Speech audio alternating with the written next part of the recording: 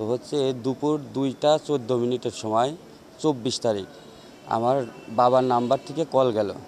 বাবা তখন আমারে বললো যে বাবা আমারে জিম্মি করে রাখছে, মানে করে রাখছে, আমার থেকে 10 লক্ষ টাকা চাচ্ছে। তাই আমি বললাম এটা কোথায়? ঈশ্বরদী বলে দিল। তো পরে তার ঠিক 7 মিনিট পরে আমারে আবার কল দিল। তখন হচ্ছে কল দিল, তখন বাবা কথা বলে নাই, তখন কথা বলছে যে যারা ধরে নিয়ে গেছে তারা। আমাকে ফার্স্টেই বললো যে র্যাবের ভয় দেখা লাভ হবে না। আমি কিছুই বলি নাই। বলছে কোনো কিছুর ভয় দেখায় লাভ হবে না, 10 লক্ষ টাকা দিতে হবে সোমবার সন্ধ্যার ভিতরে। তাই আমি বললাম যে ঠিক আছে, আপনারা আমার বাবাকে মারেন না, 10 লক্ষ টাকা না, আপনাকে 20 লক্ষ টাকা দেবে, একটু ওয়েট করেন। তারা আমাকে বলতেছে যে সকাল 10টায় দাসুরিয়া মোড়ে একটা গাছের তলে কালো প্যান্ট কালো টি শার্ট পরে টাকা 10 লাখ রেখে যাবা, আর হচ্ছে তোমার বাবাকে তখন আমরা হচ্ছে ছেড়ে দিব। তখন আমি স্যারকে এটা শোনালাম যে স্যার এই কথা বলতেছে, যে যেহেতু আমি ছাত্র, আমার তো আমার বাবা, আমার মা নাই, আমার চাচা ফুবা ফুবি কেউ নাই, শুধু এই বাবাই মনে করেন আমার রাত 3টা 4টা যে কোনো সময় কল দিয়ে 2 ঘন্টা 3 ঘন্টা করে কথা বলতো।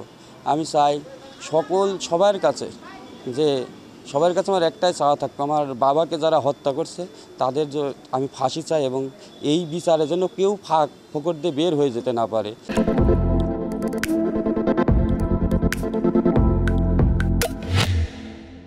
শুক্রবার নাইটে উনি ডিউটিতে আসে আনুবিকে। উনি আনুবিকে আসার পরে উনি আর বাড়ি ফেরেনি। শনিবার সকালে আমার ওখানের স্থানীয় লোকজন ওনার সাথে আরও রূপপুর মোড়ে কথাও বলেছে ওরা ঢাকা যাওয়ার পথে।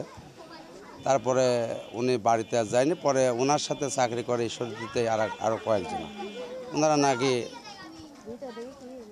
মানে বাই কথা, যে ওনারা নাকি বলে যে সিরাজ ভাই চলেন ঈশ্বরদী যাবেন নামক জায়গায়।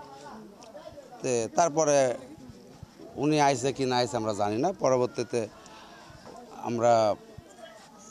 আমার শালা ছিল ঢাকাতে, উনি ঢাকা শেরেবাংলা ইউনিভার্সিটিতে লেখাপড়া করে। ওনাকে ফোন দিয়ে মুক্তিপণ চাওয়া হয়। পুলিশের 100% গাফিলতি আছে, কারণ আমার শ্বশুরের লাস্ট কল লোকেশনটাই পাইছে এলাকায়, কিন্তু পুলিশে বলার পরে ওনারাই তো বের করেছে, কিন্তু বরাবর ওনারা কেন অ্যাকশনে আসলো না? বিধায় আমি মনে করি যে পুলিশের 100% গাফিলতি।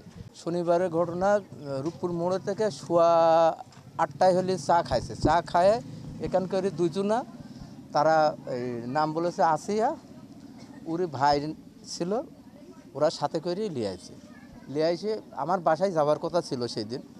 আমি বিলকাতে শ্বশুরের ওখানে জমি ধান লাগা নিয়ে আসে, বীজ দিতে যাবো, আর শ্বশুর কারেন্ট বিল দিয়ে বাড়িতে যাবে, এই কথাবার্তা আগের দিন হয়েছে রাতের বেলা। আর পরের দিন এদের ঘটনা, আমরা নির্জয়ের বিচার হয় সেটা চাই। এটা মোটেও ঠিক করে না, এটা সম্পূর্ণ বাড়িওয়ালা যুক্ত থেকে পরিকল্পিতভাবে এই বিষয়টা এমন করা হয়েছে।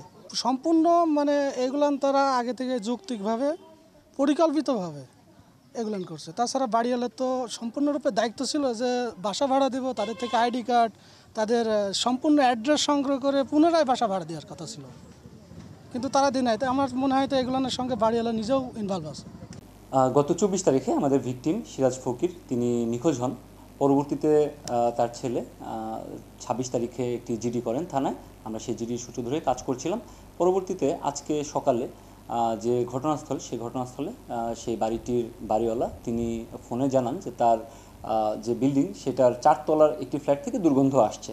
তো আমরা ঘটনাস্থলে যাই এবং আমরা পারস্পরিকতা দেখে মোটামুটি ধারণা করতে পারি সেটা আমাদের ভিকটিম, এবং আমরা সেই জিডির যে বাদী ভিকটিমের ছেলে তাকে খবর দিলে সে এসে তার বাবার লাশ শনাক্ত করে, এবং আমরা এই বিষয়ে কাজ করছি। আশা করি খুব দ্রুতই আমরা এটি সমাধান করতে পারবো।